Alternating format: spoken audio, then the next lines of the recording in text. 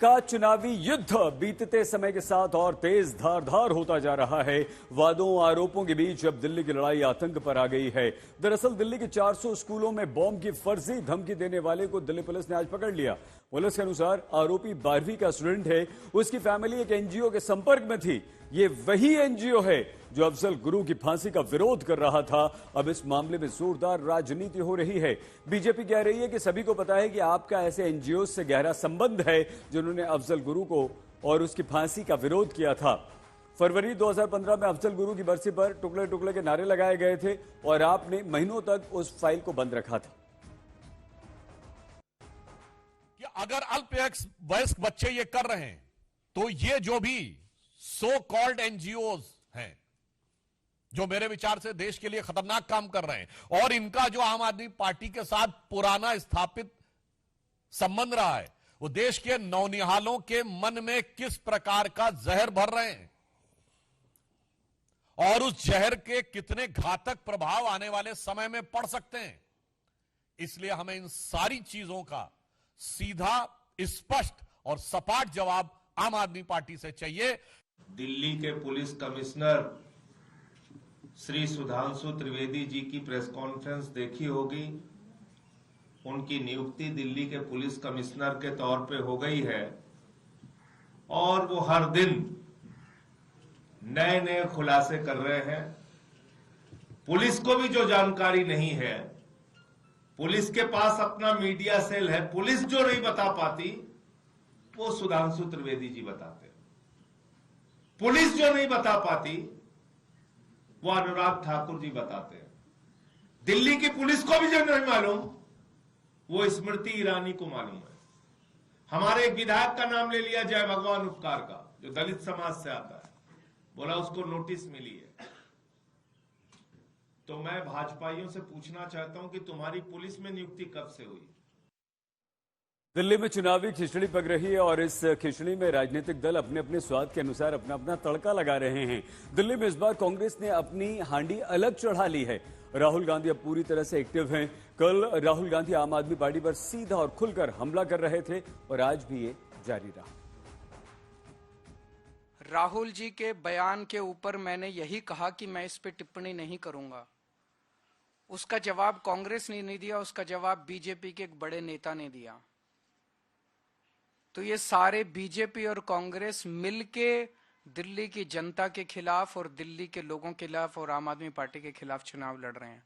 अब इसमें कोई शक नहीं रह गया, कोई गुंजाइश नहीं रह गई है। जो पर्दे के पीछे का गठबंधन था, इस बार वो दिल्ली के चुनाव में पर्दा उठ गया है। इस चुनावी युद्ध की शुरुआत केजरीवाल पर राहुल के कल वाले हमले से तब हुई जब राहुल ने कहा कि केजरीवाल और मोदी में कोई फर्क नहीं है, दोनों झूठ बोलते हैं। उन्होंने कहा था कि भ्रष्टाचार को अरविंद केजरीवाल जी मिटाएंगे। अब आप बताइए, दिल्ली में अरविंद केजरीवाल जी ने भ्रष्टाचार मिटाया क्या? मिट गया। तो जैसे प्रचार नरेंद्र मोदी जी करते हैं मीडिया का, झूठे वायदे, एक के बाद एक झूठे वायदे, वैसे ही स्ट्रैटेजी केजरीवाल जी की है।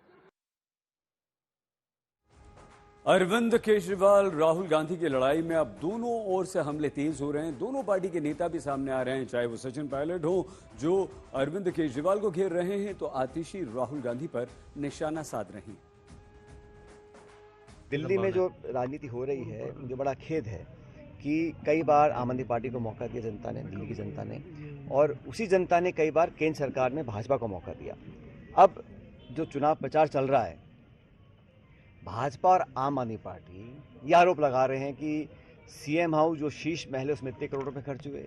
आम आदमी पार्टी बोलती है जो पीएम हाउस है, राजमहल, उसमें इतने खरब पैसे खर्च हुए।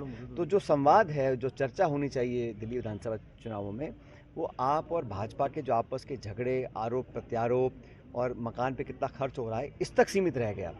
दिल्ली में जो प्रदूषण है, महंगाई है, बेरोजगारी है, साफ सफाई है, उस पर किसी का ध्यान नहीं है। ऐसा कैसे होता है कि संदीप दीक्षित जी अरविंद केजरीवाल जी के खिलाफ कंप्लेंट फाइल करने के लिए एलजी साहब के पास जाते हैं? एलजी साहब से अपॉइंटमेंट लेने के लिए विधायकों को दिनों दिनों तक इंतजार करना पड़ता है, अपॉइंटमेंट नहीं मिलती है।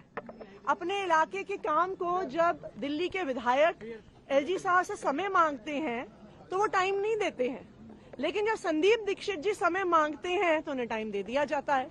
जब संदीप दीक्षित जी समय मांगते हैं, उनकी कंप्लेंट रिसीव होती है, तुरंत उस पर कार्रवाई होती है, उस पर एफआईआर होती है।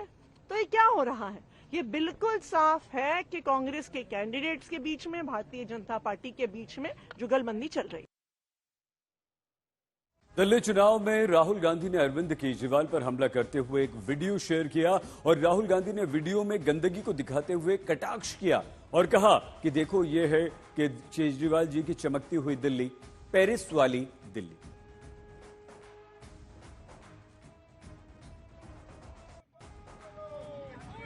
और ये तस्वीर है, तस्वीर दिखाते हुए राहुल गांधी ने ये वीडियो बनाया और उसको खुद शेयर किया।